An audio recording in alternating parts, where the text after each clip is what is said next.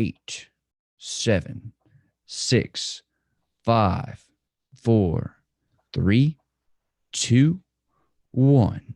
Ladies and gentlemen, welcome to another extraordinarily exciting and massively valuable show, Project Egg Show. Welcome, welcome, welcome. Today, we have the honor of speaking with Rachel Bell. Now, I don't want to give too much away because we're going to dive into it during the show, but at just 24 years old, less than a quarter of a century, people, Rachel has grown 2 7-figure businesses. And here's the best part: without spending a dime on advertising. So yeah, we can just close the show right now and just go. So anyways, Rachel, welcome so much to the show. It is such an honor to be speaking with you today. Thank you so much. And I just realized the bio sounds way cooler if you read it one word at a time. So I'm going to tell everyone from now on, you have to read this very slowly for it to sound legit. You also have to have a flair for the dramatic, because that adds just a whole nother layer of excitement to it. Exactly. Well, thanks so much for having me on. I'm excited to jam out. Absolutely. So let's dive right in. What is your story? That's a big question, but I guess I'll take it back to the beginning of my career, because what were we before we were entrepreneurs, honestly? Like, it doesn't even matter. No.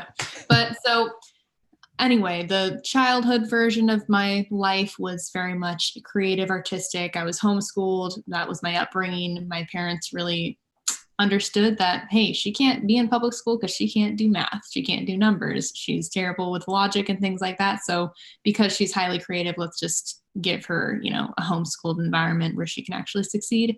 Thank goodness they made that decision for me, because it allowed me to discover a lot of early on passions that I had, like graphic design and writing and things like that I didn't know were going to help me later on in my business career. But fast forward a little bit into the entrance of what I would consider my career passion to be ignited was at none other than a Tony Robbins event, of course. And I was in the crowd. My dad had forced me to go to one of his events because he was like, you're a nasty teenager. You need to shape up your act.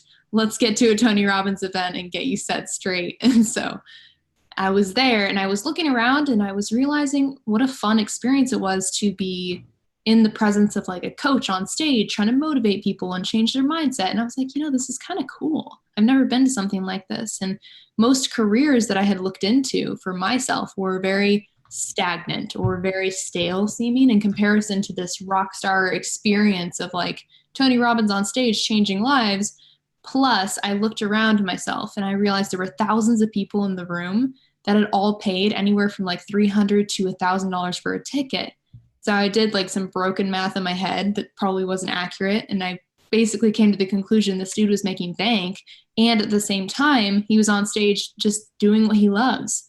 And so that was the first entrance into this realization that I had that maybe, just maybe, I could do something that I loved for a living. And I'm lucky to have that realization early on in life, and even luckier to have, a father who was like, come with me to Tony Robbins, because a lot of people don't get opportunities like that until very much later in their life. So definitely give credit to the parents for that part of my life. But after that, I was like, okay, well, what does it look like to be a coach? I'm 16, so there's not a whole lot to work with in terms of my life experience and what I know about things.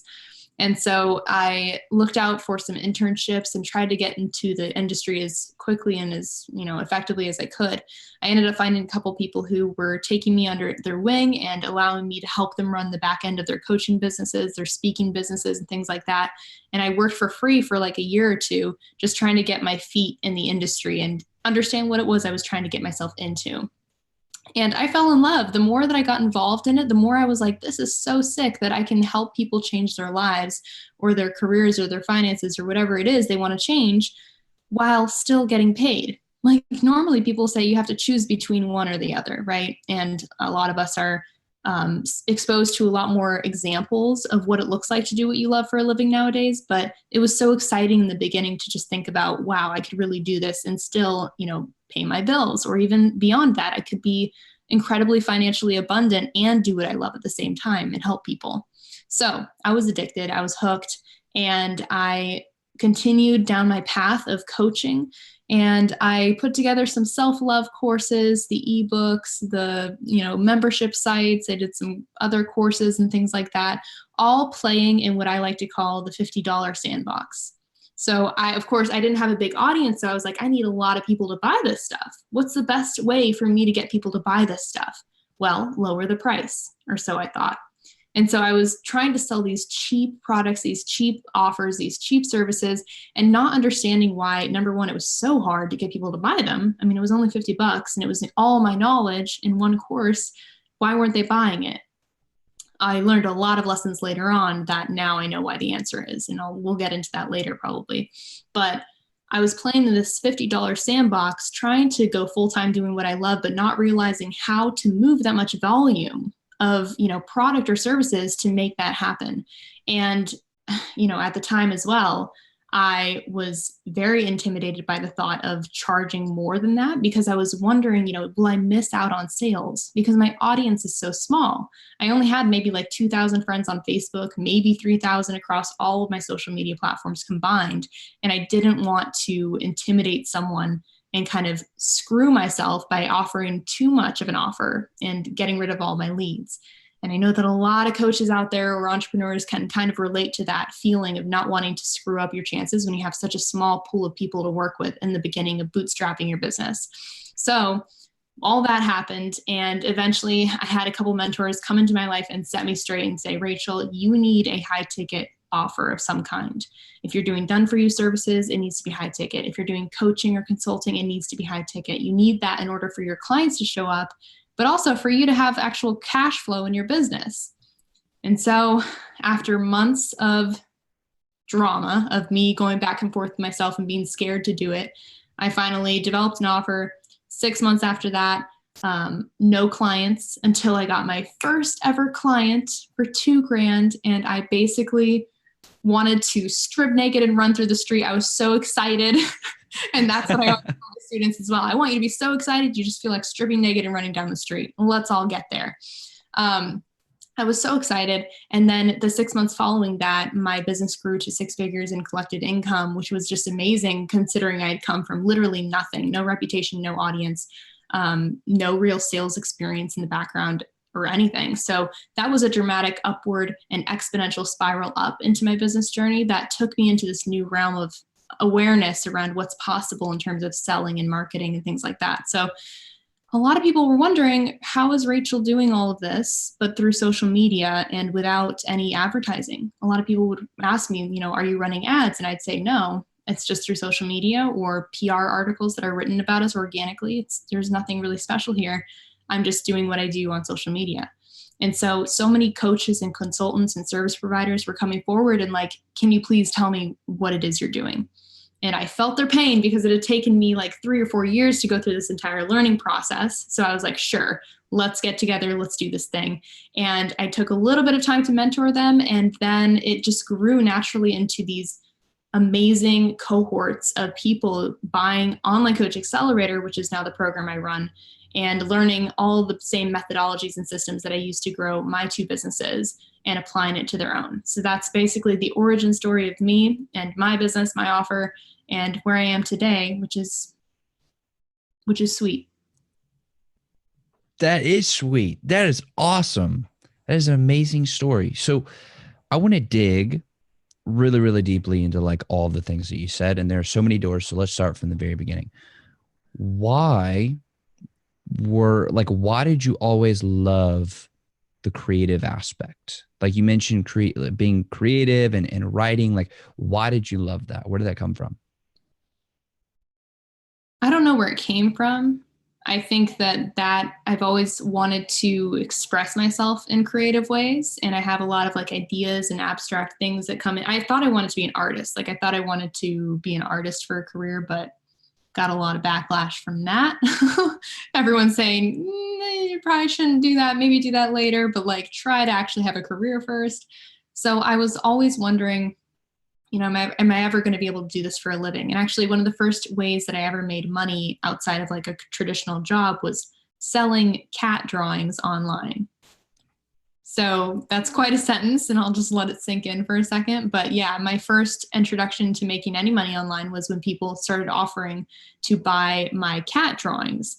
And I would post my cat drawings on this art website where people could critique it and like comment on it and whatever. And I became kind of like a little thing on that. And that was my first introduction, I guess, into maybe I can be creative or infuse my creativity into a career as well, which is awesome.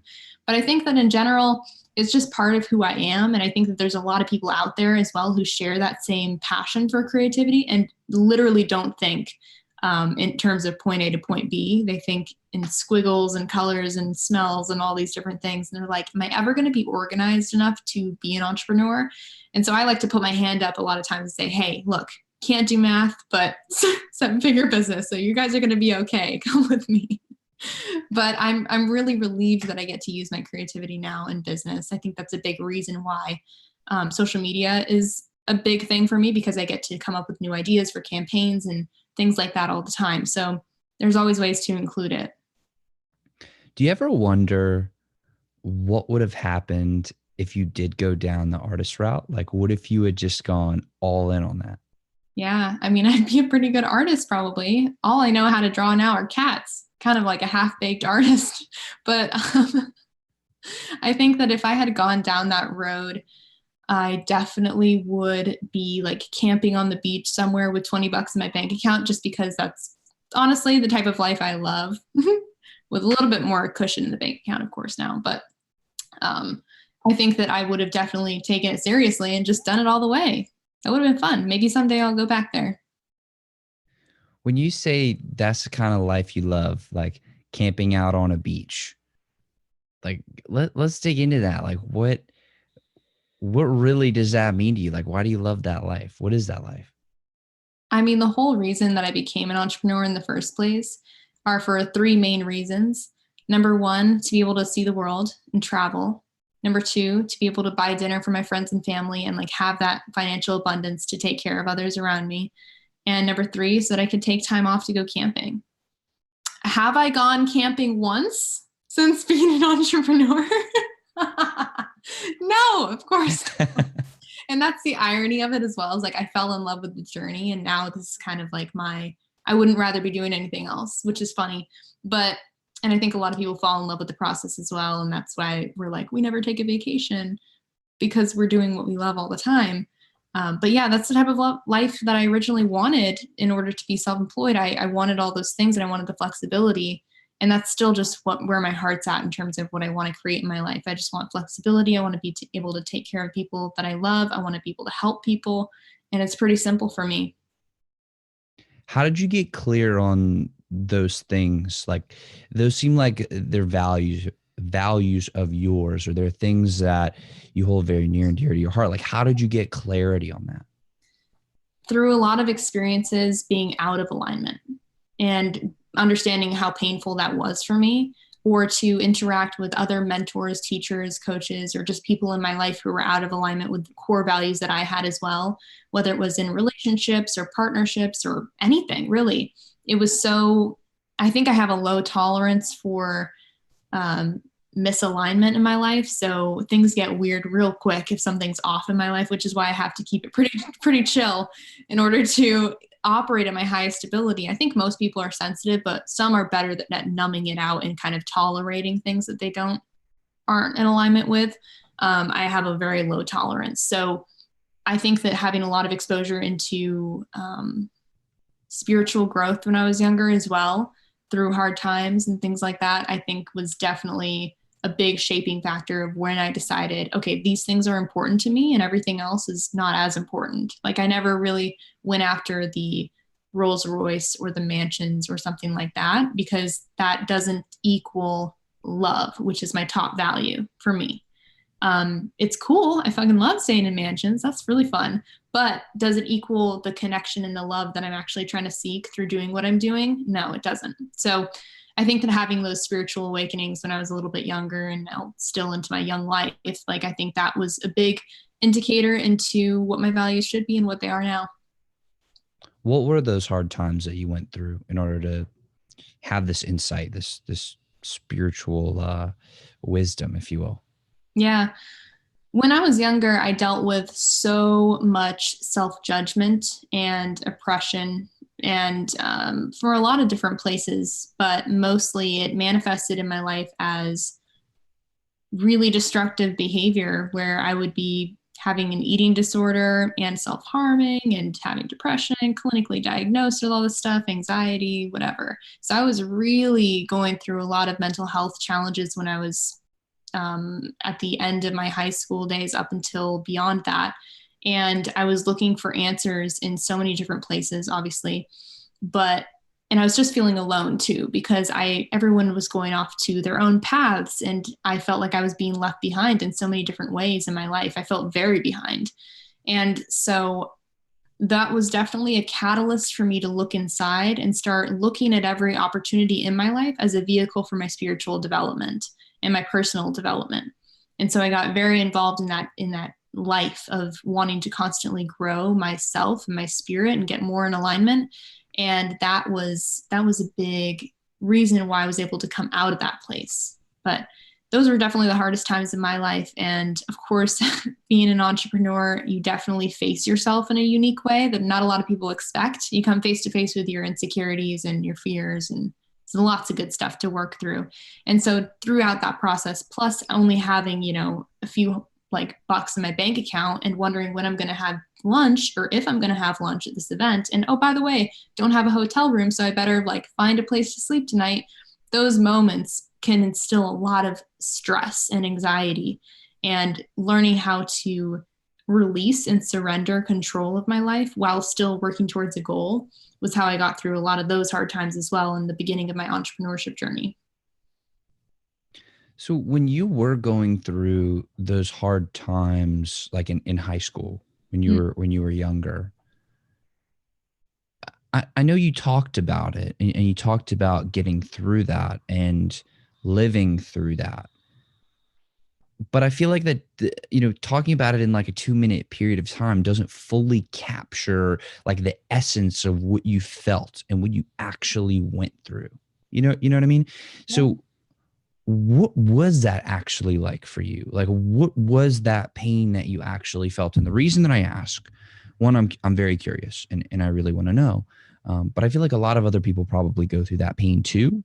And to be able to hear the story of like really, really what you went through, like fundamentally the struggle that you went through, and then how you navigated that, I think that is tremendously valuable. And I recognize the courage that it takes to talk about this. So I really don't ask this lightly, but I would love if you could really go into the detail there. Thanks so much for asking. And I really appreciate that you're inviting me to go deeper into that. I think a lot of people want to brush over it and say, haha, that was part of the past, and there it is. But I know that you're right. Like for some people listening, they're like, I'm not in high school necessarily, or maybe I am, but that's something that's present in my life right now, is this, feeling of hopelessness and isolation. And I noticed that there was a lot of external reasons that everything worked out the way that it did, and that I felt like that was my only option, was to behave like that to myself.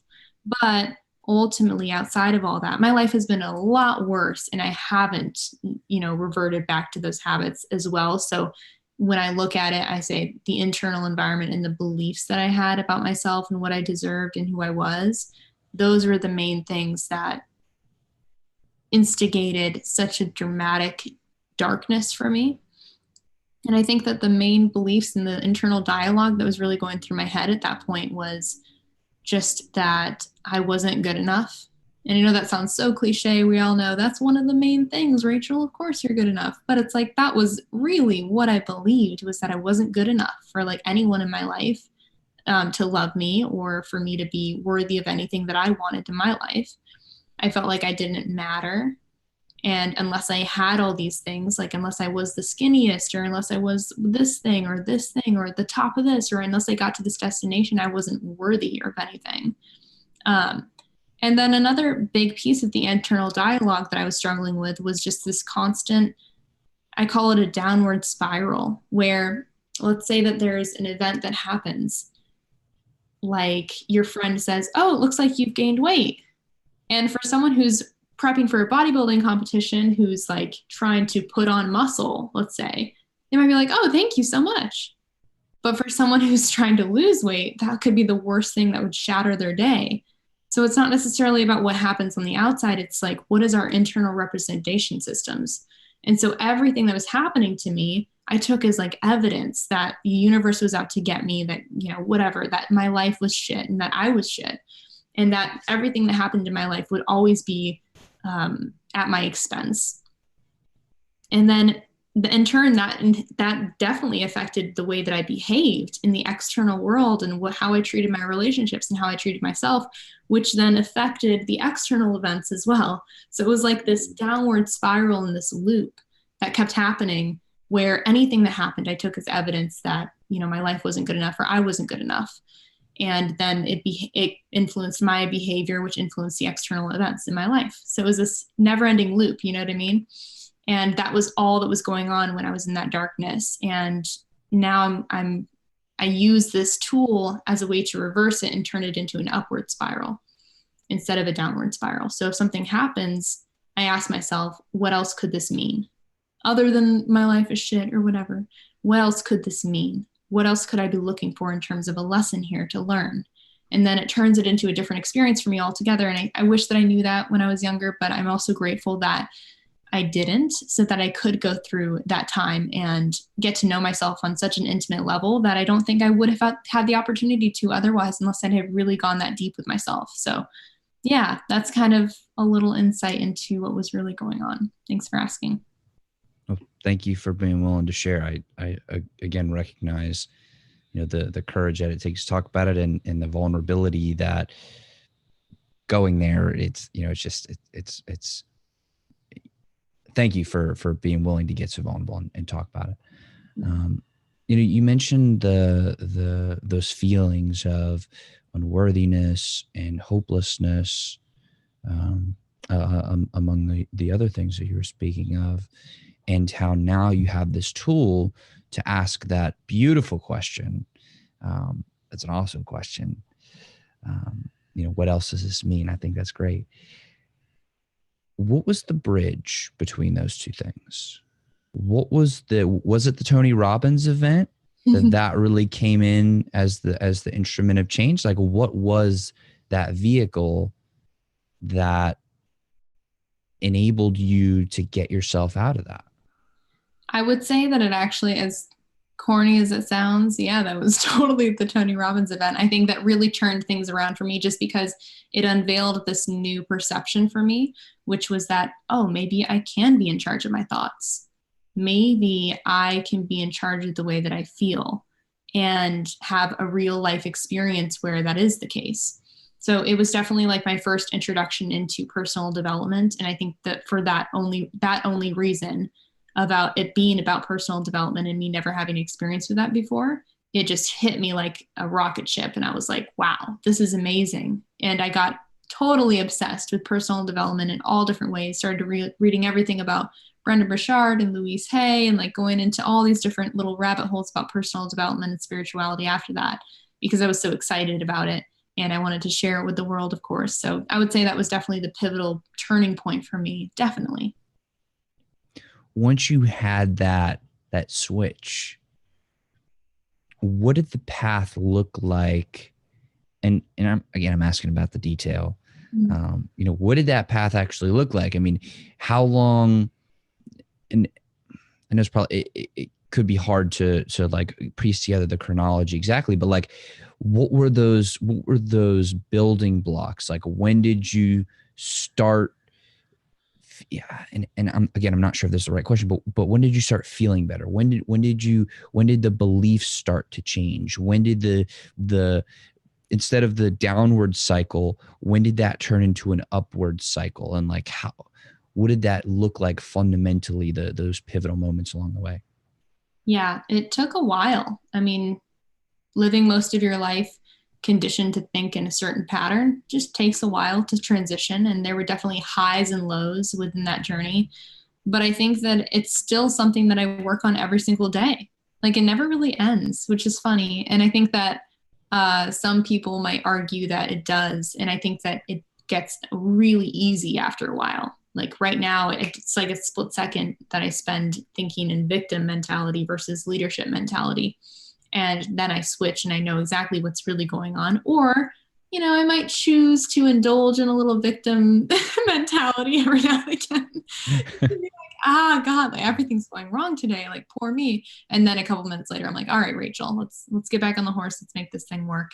And so I think that it's still an ongoing thing where you have to make that conscious decision every day that you're going to choose to view the world through an empowering lens.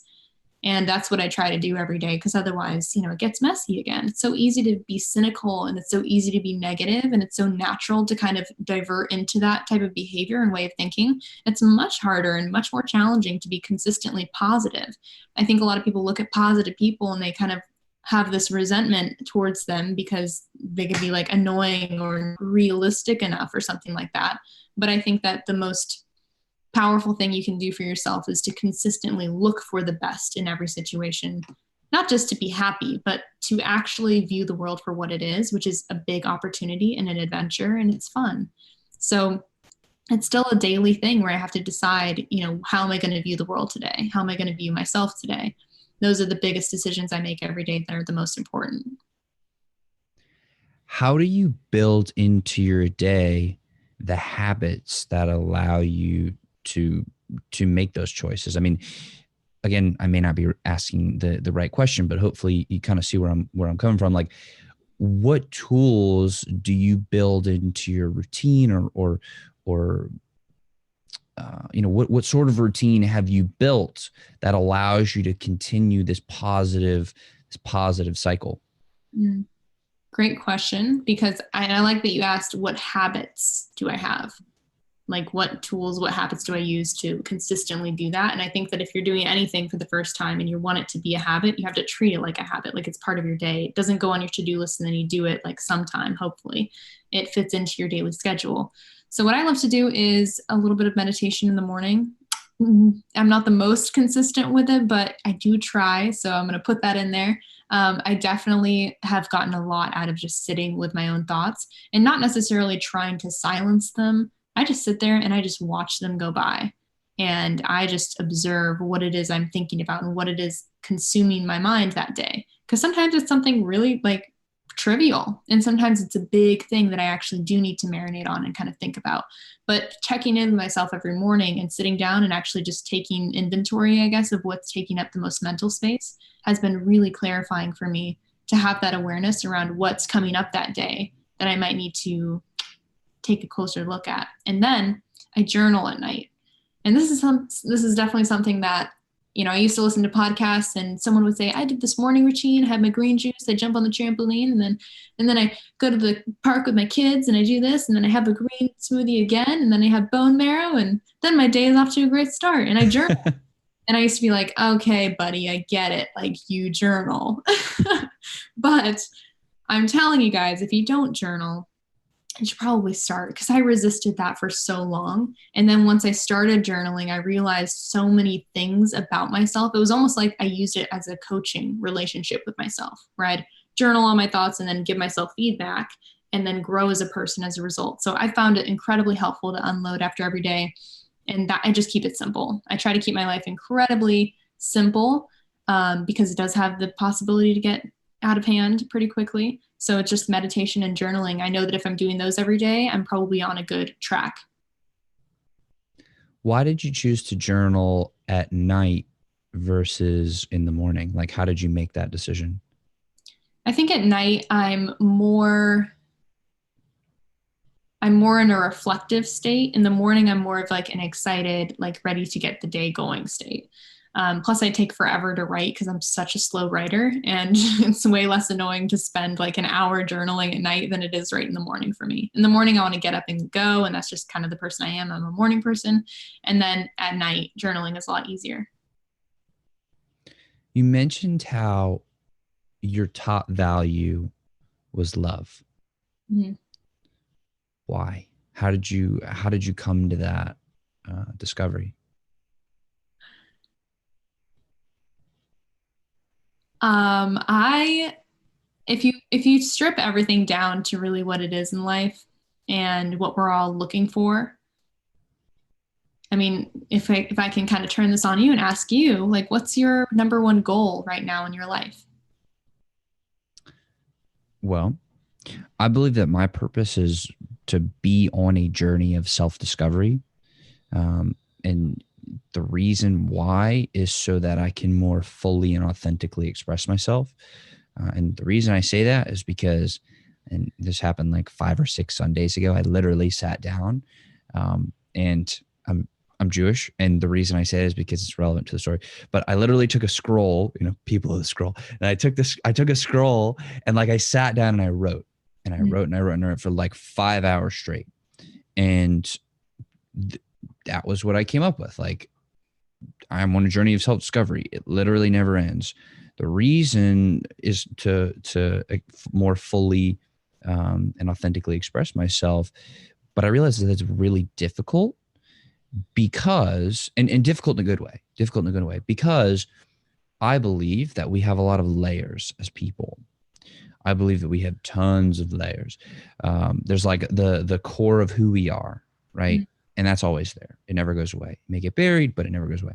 Then there are those external factors, those external influences. And those, come and go as life goes on. And some of them are in our control. Some of them are not. And then, so those two things are like there, and then they're like interacting with each other. And so that creates like this other area. And then we're dynamic creatures. So we're always living. So there's always more being added. So I truly feel like there's like a bajillion things to work on. And it's really a never ending thing. And so looking at that and trying to like dig deep and truly figure out who I am, that to me is the most important thing. That is my purpose. That's what I'm here to do. So hopefully that answered your question. I know I kind of went off on a tangent. I just have a follow-up question. So what happens when you fully express yourself and you fully know who you are? Like, what do you feel? I'm not sure. I think I'm on the journey to figure that out. Hopefully love. Love. Love. I mean, for a lot of people, it's like, well, connection. Like if I fully express myself, then I'll finally feel like myself, and then I'll be able to be connected to people more. And then, well, why do you need to feel connected to people? It's because, well, I mean, I want to feel seen. I want to feel understood. I want to feel like accepted and loved by other people. They probably want that from you too. Everyone just wants to feel really loved and unconditionally supported. That's what we're all after when it all comes down to it. And we can mask that in a bunch of different ways. Like maybe I'll mask it in a car. And I think that if I have a certain car, then people will think well of me and maybe they'll be more apt to love me or something like that. Or I will just do something in my life that means, I'm a minimalist or I'm a vegan or something like that. And everything that people do all comes down to either fear or love. They're either operating from one of those two places. And so for me, my North Star, my compass, my true north is love, because I know that if I'm operating from love and abundance, I'm probably making the right decisions. But as soon as I start operating from scarcity and fear and those low vibrational feelings and emotions, I'm probably not making the best decisions for my long-term future and ultimately who I want to be as a person. So love is my top value, just because I know that if that's my true north, I probably can't do anything wrong in terms of my life path and doing what I'm here to do, which is really just to give people exactly what they want and need, and every being on earth, which is love. That's awesome. That is really awesome. It's interesting that you arrived at that conclusion. My uncle, I have a lot of uncles, but one of my uncles, he's a huge role model for me. His name is Eric Kaufman. He's just truly a huge inspiration in my life. When he was in his like late 20s, he had been leading like a spiritual practice of meditation. And I forget the exact word of what it's called, but he was basically like leading communities of spiritual practice. And he had gotten to this place in his journey where he decided that the only way for him to really go to the next level, to make progress, was to sell all of his worldly possessions and like give everything up, go into the woods, build a cabin, and just meditate. Chill. Yeah. And like he was there for, I think it's somewhere between 8 to 12 months. Wow. And he was just there. Like, and he's given a TED talk and he talks a little bit about the experiences there, but he went to a very dark place and then he came out the other side. And I'm very grateful that he did.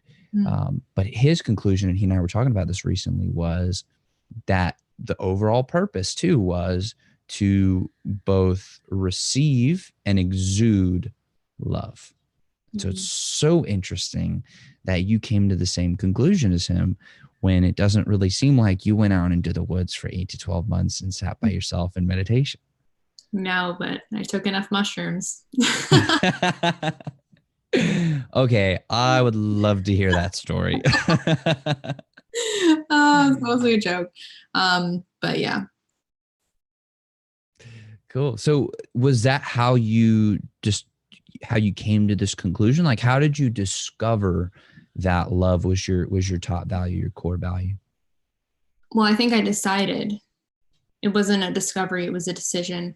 So I think that I had so many opportunities in my life to experience, both ends of the spectrum. It's like being loved and then being hated, and feeling love and feeling hate, and giving that out into the world. And I just realized, I don't think it was like a moment. It was just like a collective knowledge and eventually a decision where I was like, the world and my life and everyone's life around me, and ultimately what I want to create in the world and what I think my role is here, goes so much better if I just stay centered and grounded in this place of giving and abundance and love and service. Like, that's just it. And that's where I try to stay centered in terms of my team and how I talk to them, what I do with my students, how I operate with my social media channels. I mean, I honestly think that a big reason why people pay attention to what I'm doing is because they know that I come from a place of service and love, and that I am chill, living in a tent on the beach with $20 in my bank account. I'm not doing it for whatever egoic things come as a result of this journey, which could be a lot.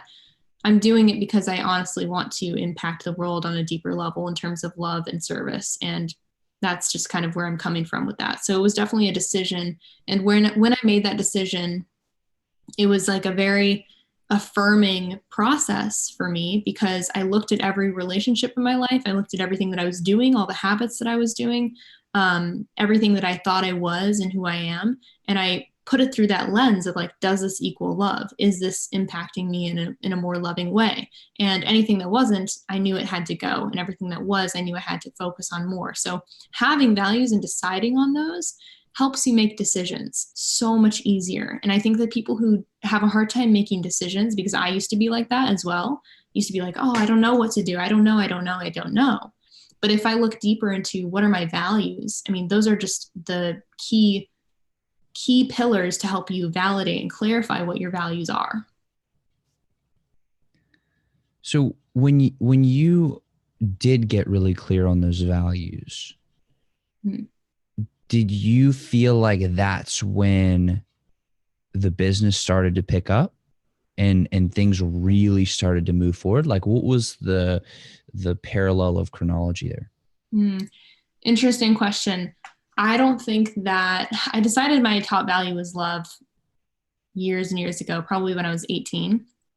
And that was, so I can't say that it it was like the exponential like business ultimate funnel hack, deciding that my top value was love. I can't directly equate it to that, but I do think that it made my journey easier in that people sensed that I wasn't in it for the money necessarily. As cheesy as that sounds, it's just, I think that people could really sense that I was trying to do something in the world. And because of that, and because my core, North Star was something that was a value and not necessarily just a number in my bank account, I think a lot of people rallied around me, like mentors or first clients who decided to trust me and things like that. They've rallied around me and helped me in the beginning of my journey because they sensed that I was coming from a place of love. So you went to Tony Robbins at 16. You got really clear on your values at 18. Yes. And it seems like, I believe you said you were interning and working for people for free for about a year and a half. Yeah. So then once you had worked for people and you got this knowledge, and then you got really clear on your values, so you had like the knowledge and you had like the character, then is that when you started to build your own products and to really start to build out your own business? Yeah. So the whole timeline was 16, Tony Robbins, so lit, so amazing. And then 18 was when I started looking at the real world, like, man, what am I going to do for a career? And I remember that, Tony Robbins is a thing. I mean, if he can do it, why can't I, right? And so I started looking into the internships, worked at an internship for like a year and a half, almost 2 years. And then from there, I had just picked up more little virtual assistant jobs, helping people run the back end of their businesses and things like that, writing content for them, doing social media. Like, I was in the back end of so many businesses in the coaching industry that I just decided to do that again after my internships for paid, for money this time. And so I think it took me like anywhere from 3 to 4 years to really figure out what it was I wanted to sell. And that was a long time, because originally I wanted to sell life coaching, but 18 years old, 19 years old, it's not a whole lot of context there to do life coaching for me.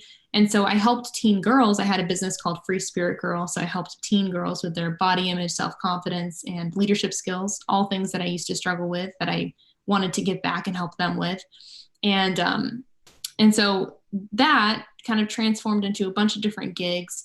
And eventually I landed on the social media marketing agency. Originally, agency was just me, the customer service and the delivery and the salesperson and everything. But eventually it became a whole team once it grew. And that's what's grown into what Trill Media is today. That is amazing. So I really want to understand the transition from the $50 sandbox to the high ticket offer. Like, what were the fundamental differences between those? Because I feel like a lot of people are in that sandbox. They're like, I'll do a $7 membership and I'll create 400 pieces of content a month, and I'll write this and I'll create this ebook and I'll have this funnel. But how do you actually like package the stuff that into that really high ticket item? Like, how did you practically do it? Great question. So with every high ticket offer, in terms of when it comes to coaching and consulting and mentorship and bringing a client through a transformation, because that's ultimately why people will pay you any amount of money, is because they want a transformation. Now, does that mean that you need to include all of your knowledge and everything that you ever learned and give them more information? Most of the times, actually not. And that's what's really confusing about it at first. They're like, man, if I'm selling something for $2,000, how the hell am I going to include that much value in just 90 days or something like that? And my invitation to that way of thinking is to think about how many people, if they could just take one little pill and lose 30 pounds and have it overnight, how much would they pay for that pill? Even though it technically only lasts 2 hours, or it's only this much, or it's whatever, it can come in a very small and simple and very straightforward package and still provide the result. Most people would be stoked not having to do more than what they have to do to achieve that result. So a lot of people think that if you have a bag and this is your offer or something like that, putting more stuff in the bag makes it more valuable, when really the only thing that makes your offer valuable is how quick and efficient the transformation is that you provide to your clients. That's it. So when it comes to providing that transformation, I believe that a good coaching offer and a good consulting offer has 3 main ingredients. It's education, which means that you're teaching the client what they need to do. And a lot of coaches stop there. They just expect to get on a call and they're like, here's what you need to do this week. Okay, bye. See you next week. Or what do you want to talk about this week, Kathy? And Kathy doesn't know because she's the student. You're the coach. And so you guys talk about her life and her husband a little bit. And then she gets off the call and you're like, okay, I guess that was coaching. So education needs to be a big piece about it. You need to actually teach your clients what it is they need to do. Another piece of it is implementation. So if you're just educating, but the client isn't demonstrating that they understand what you're saying through homework or through assignments or through like little mini missions and things like that, then there's no way for you to actually measure and track your progress as a coach, which means at the end of your results with them, they may not be able to provide a testimonial, which means you need to go out and create more clients to get more testimonials and more referrals, which is just a never-ending hamster wheel. So providing amazing results is imperative, not just because it helps you in your marketing, but because, the client needs to demonstrate that they know what you're talking about. And then the third piece of this is support. So with education and implementation, that's all great, but what happens if they have a question midweek, or they have a question that holds them back and they don't really understand what it is you taught? Having an open channel for that feedback and that dialogue and helping them move through those obstacles is incredibly important. And that's what I recommend as well, as the 3 pieces inside of a good offer to bring a client through that transformation. That is so tremendously valuable. I feel like, wow, that was a massive gem. And to everybody who's listening, watching, I would highly encourage you to actually go back and listen to that a couple of times, because Rachel seriously just laid it out on a silver platter. Like, that was awesome. So thank you for dropping that mad value. That was like seriously cool. I want to try to like even go a little deeper into that. I want to do a live case study, if you're cool with that. Cool.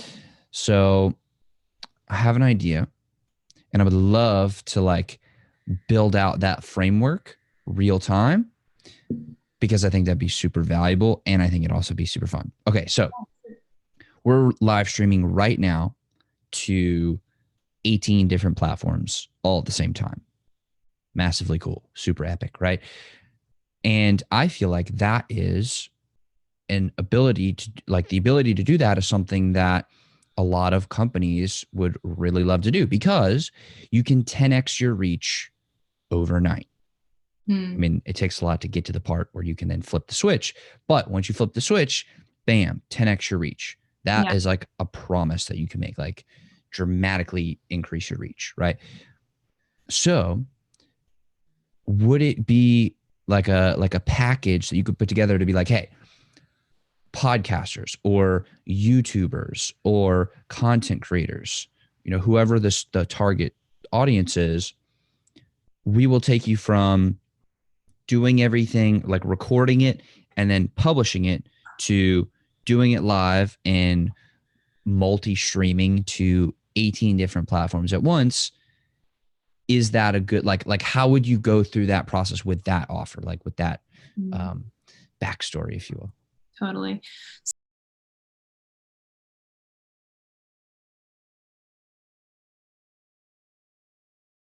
Really, really well famous for what you do. Yes. Somebody who is, so that we know who we're talking about. Okay, so we're talking about Sally, the sales consultant. Nice. Sally is 33 years old. Sally makes between $6,000 to $7,000, like between $5,000 to $10,000 a month as a consultant. She sells packages that are like $2,000, $5,000, $10,000, and she is looking to start a new podcast about sales in order to spread awareness for her brand, in order to get more people into those higher ticket items.